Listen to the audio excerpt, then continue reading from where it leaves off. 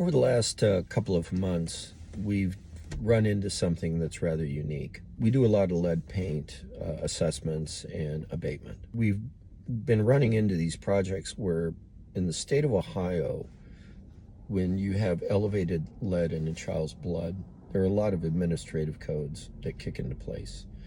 And so the sequence is the state comes in, completes what's called a risk assessment. That means they're going to determine the location of all the lead hazards in the house. And then there's a compliance order that's written, which is basically a thing to do list to the property owner.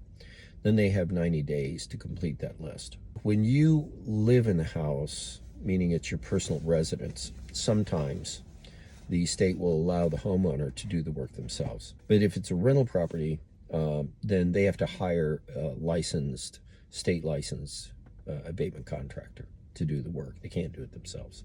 Over the last 2-3 months, we've run into a couple of projects where people just didn't care what the state said, and they did the work themselves, and now they're looking for a clearance test, and they're trying to find somebody to take on the liability of the work that they did and pay them 2% of what the total cost of the project was. I just want to mention that you have to play by the rules of the game.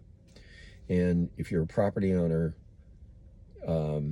that has a rental, you have to allow a contractor to do the work. I know that's going to be expensive for you, but in each of these previous projects that we've worked with, the state said everything you've done is illegal, and we're not going to lift the order, and you can't occupy the house.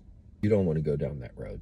Always find a contractor. Every state has got a list of contractors that have licenses. Then you can check out their references and referrals and skill, because they're not all the same. Just because you go through a 1 week class doesn't mean you know anything.